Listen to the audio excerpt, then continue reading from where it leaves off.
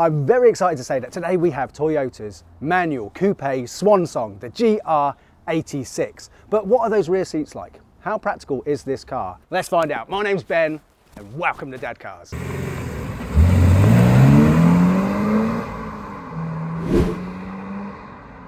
And obviously, as this is Dadcars, first and foremost, we need to check the rear practicality. And getting in the back of GR86, I'm pleased to say, this is bigger than I was expecting. So these seats, they kind of dip right down so you can get your bottom right in them. It's very similar to like a Mustang, say. And yeah, the headroom, again, probably quite similar to a Mustang. And like all 2+2s, legroom in the back, it's very dependent on how tall the driver is. So the owner of this car, Scott, he is 6'2".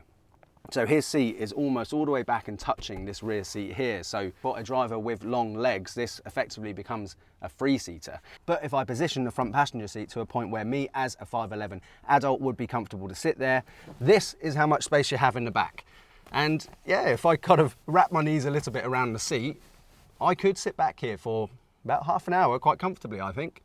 But what about child seats? Let's quickly see how much space there is in the back for child seats, because I can't take this out for a drive with my daughter today if I can't safely get a child seat in. Now look, the first thing, I can't believe I've only just started doing this. All of the Maseratis, Ferraris and Aston Martins that I've featured on the channel, and I've never put in a child seat protector down first before the seat's going in, which seems crazy, but you can get these really cheaply on Amazon, and I'll of course put a link in the description below. A rear facing baby seat. Well, that's very impressive that you can swing that in with the handle up. So you would be able to do that with a baby in the seat. But will the passenger seat go back? Yes, it does. But the most important thing is, can an adult still sit on this front passenger seat? Well, I'm in here and legroom isn't the issue. It's the fact that this seat has to be so upright with the rear facing baby seat behind. So unfortunately, I don't think this is possible. I'm 5'11" with a long torso.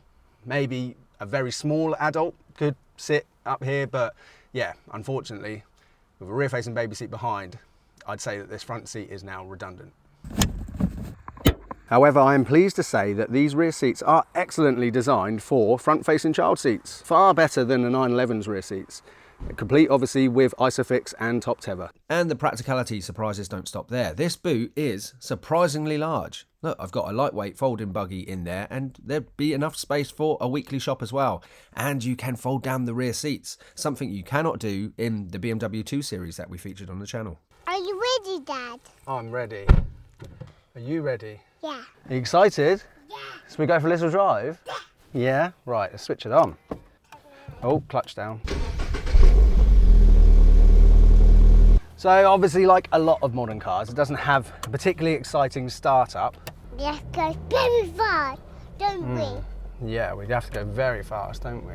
Now, I have got a massive soft spot for JDM cars, particularly 90s ones. I mean, my first sports car ever was a Mark II MR2, and still to this day, it's probably the favourite car that I've ever owned. But one of the big complaints about these cars, you know, well, Japanese cars in general, is people say the interiors aren't that special. But I love this. Similar to the modern Mustangs as well.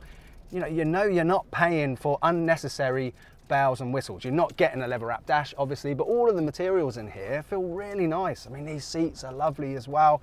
They hug you really well. I can feel it on my lats there. And just generally in here, I love it. Even though it's got a digital dash, which I'm not particularly keen on, it's got a nice shape to it. It's not just an iPad stuck in front of you. And you can change the look of it as well. So currently we've just got it in the standard mode with a traditional rev counter, but I think if we did put it into track mode, now you get a rev gauge which is similar to what an S2000 used to be. God, I love my S2000. All right, let's put it back into normal mode. And simplicity means analog buttons and dials and things as well. So a lot of the operations in here, they all seem very intuitive to me, in the right places. One grumble though, this car's owner Scott has mentioned, is that the wing mirrors do fold in. However, you've got to press the button, and you can only press a button when the car is on, which doesn't make any sense at all. You pull up, park the car, and before you switch the car off, you have to press the button, fold the wing mirrors in, then you open your door onto a road and you can't actually see if there's a car coming behind you. So yeah, that is a silly thing about this car. but it's got a lovely short shift on this gearbox. Oof. And it makes quite a noise in here as well. Now I think that sound is synthetic though, and you can't switch that sound off. But earlier on when we were doing some drive-bys, I'm pleased to say that externally as the car drives past, it does make a really nice sound.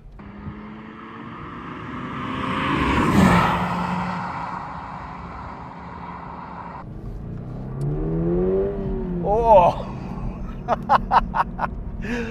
Yeah, look, it sounds cool. I know it's synthetic, but it does sound cool. And it encourages you to change up quite quickly as well when you're just driving around normally, I would say, which probably helps the miles per gallon, which in this car, I mean, it's currently saying the average is 30.2, which is very impressive. In fact, that is double what my current daily gets. So when the GR86 was first sold in 2022, the headline was it's a sub 30 grand car, which is utterly incredible. And it's no surprise that all of the allocations sold out in an hour and a half. And this is a car from the second batch, which, you know, thankfully Toyota have rushed out another batch of these GR86s ahead of the EU legislation changes that are coming into effect next year. And the price has risen for these cars, likely because of inflation, to around 33,000. Now, this car's owner, Scott, purchased this car, brand new, obviously, for £34,500, but that includes the ducktail spoiler, which was dealer fitted, and this paint option, which is sapphire blue, which costs £1,000.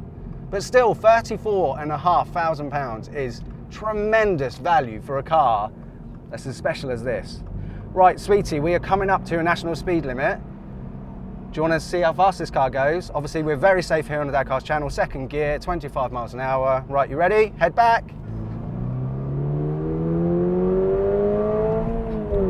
Oh!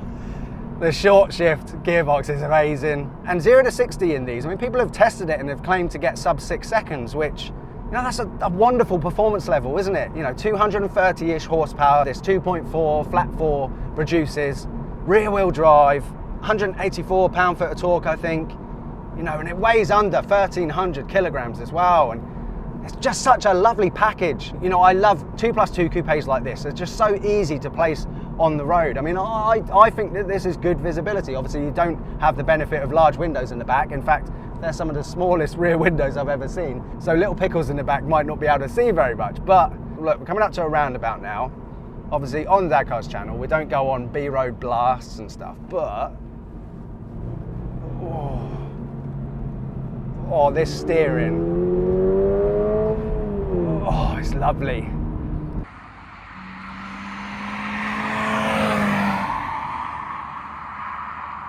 What would it cost you to run something like this? Well, obviously, being Toyota, it comes with a 3-year warranty, but then if you keep up the service plan and keep the mileage under 10,000 miles a year, that warranty extends up to 10 years. Oh, look, sweetie, there's a rainbow.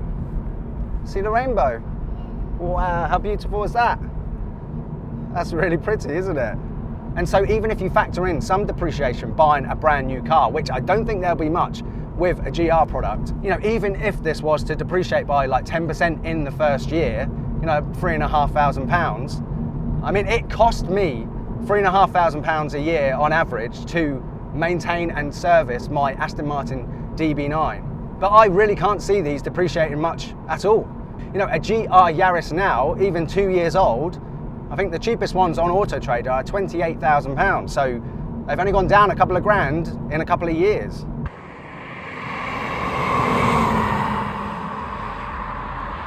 I'm not going to go into all the intricate facts and figures and features on this car because there's already loads of amazing videos on YouTube that tell you just that. But look, let's turn here and just check and see what this ride quality is like. Because I was wondering whether this was going to be a bit too bumpy to be as a daily dad car. But I'll tell you what, let's just peel in here, sort of feel the damping.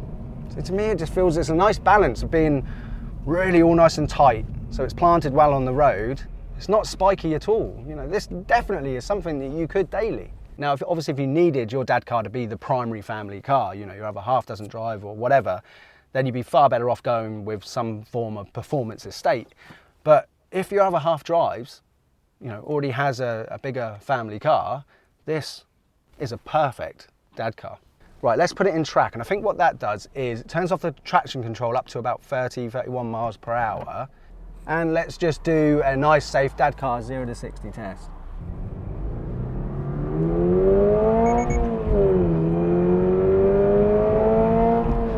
Oh.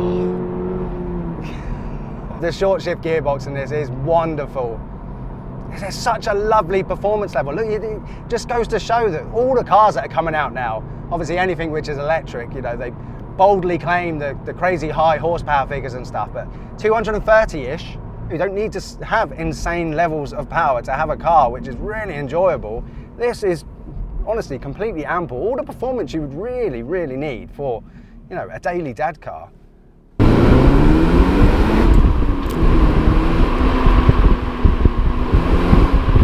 Look, the star of the show for me is the steering. It's so responsive.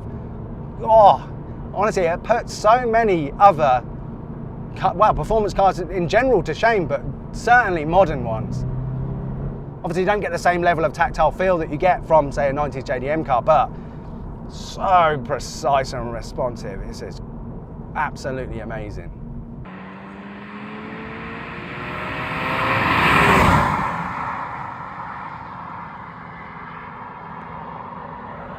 And would you look at that, it's just started raining. So obviously we will take things down a bit. And this seems a good time to start talking about safety. So I really do want to own a 90s JDM car again and use it with my children. But one of the inconvenient things about that is obviously a car from the 90s isn't gonna be as safe as a modern car, but this is brand new. So this should be safer, right? Wow, look, here's the interesting thing. So this car was actually NCAP crash tested. But it was done in Japan, the Japanese NCAP, and it only achieved 2 stars out of 5. So yeah, is that it? Is that, you know, it's not a safe car to use with your children? Well, no. If you actually delve into the data, into the test report, the reason for that 2-star rating is because of the lack of driver assist features in this car. So in that test, I believe it scored only 2 out of a possible 82 marks for safety features. So that brought the score down. But its actual collision safety, you know, the actual integrity of this car, how it coped being in a crash, it achieved 86 out of 100. So this is a safe modern car in terms of, you know, if somebody crashed into you, and of all the driver's airbags and, you know, how it reacted to those tests, side impact and things like that. And I believe it's actually the front end of this car, why it, with the EU regulation changes coming into effect in 2024, means that this won't be able to be produced anymore because, you know, the front end is too low down. Now, I'm clearly no expert on this because my common sense tells me that if I had to choose, like, as a pedestrian, to be hit at 30 miles an hour by either this sub 1300 kilograms with that front end, or a whopping great SUV that weighs over 2 tons that's going to hit me square in the chest, you know, personally, I would rather this. And, you know, same can be said about if you're in another car and if something ploughed into the side of you, you know, what would you prefer? This light car hitting the side of your car, or a massive, big, whopping great EV SUV? So, yeah, I don't know. I clearly don't understand these tests. And if anyone out there can educate me, please hop into the comments below. Look, I genuinely want to learn more about all of this stuff and understand it. Let me know in the comments below why the front end of this car poses such a significant risk to other road users when a massive Range Rover doesn't. Oh, and a fun fact, a Porsche 911 has never been NCAP crash tested. None of them, ever, which is fascinating. So if it's the lack of driver assistance aids that deems this car to be unsafe in the modern world, you know, I guess this sort of brings a whole new meaning to the term a driver's car. Because, yeah, look, if you are the type of person who wants to just drive something in a bit of a daydream, turn up at your destination and think, oh God, how did I get here? I mean, I hope I didn't go through any red lights. Then, yeah, look, buying another car which has got all of the latest and greatest lane assists and distance detection and all of those other wonderful features, that'd probably be the safest thing for you to go out and buy. But a driver's car like this is just that. Now, I'm very, very present in this moment right now. No, I'm driving a very special sports car, and this is why personally I like to drive cars without too many driver assisting aids. I don't want to get used to them. If you get used to parking a car with a camera for many, many years and then go back to a car which doesn't even have sensors, like, you realise just how rubbish you get at parking. And I reckon the same is happening with drivers who are getting used to driving cars with all of the driving assistant aids. So for me personally, I want to keep myself sharp and always drive a driver's car.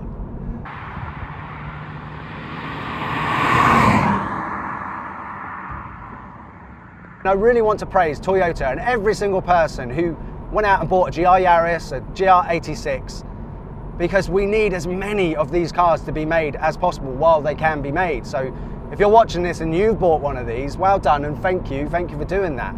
But it's a shame because I don't think these cars have been able to be made in the numbers that I think they should have been, because I benefited in my early 20s of the fact that 90s JDM cars were so prevalent. There were so many around, so I could, you know, my early 20s pick up multiple amazing 90s JDM performance cars, you know, for not much money and own them as my first, second, third sports cars. Whereas, you know, these and the GR Yaris, I can't see them depreciating to the levels that the old 90s JDM cars did. So my children in 15, 20 years time, you know, when they've been driving for a few years and then they're looking to get themselves their first, second, third performance cars, you know, I don't think it'll be an option for them to go and spend like $5,000 and buy a car like this, which is a real shame. You know, what will our children be driving around in 15 years time? So in summary, for the GR86, I knew I was going to love this car, but I'm pleased to say that it feels even more special and amazing than I thought. You know, this, look,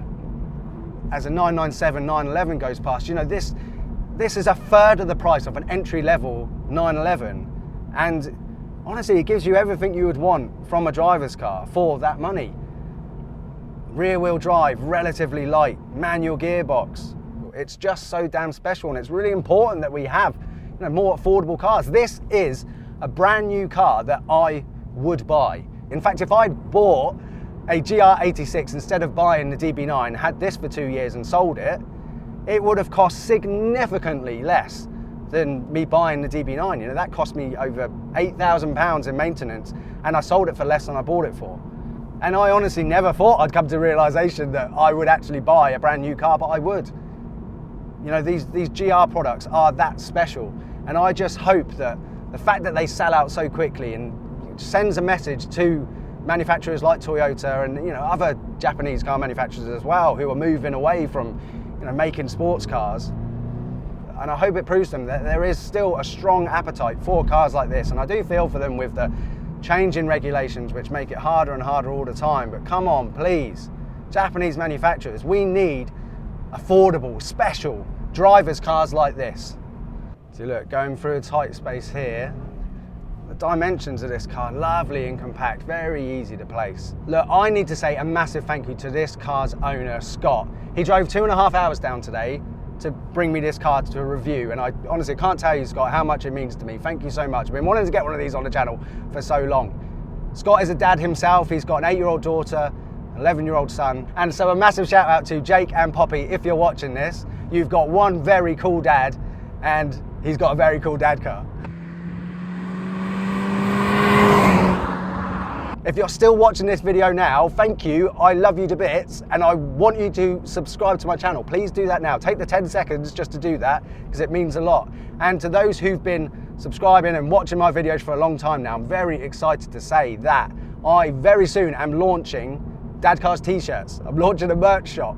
So lovely embroidered t-shirts, really high quality. The people I'm working with on them, it's fantastic. So make sure you follow me on Instagram and stay tuned for updates, because I'm going to try and get them out for Christmas. And if you enjoyed this video, check out the GR Yaris that we did, or if you fancy a bit of 90s nostalgia, check out the Mark IV Supra, and I'll see you soon.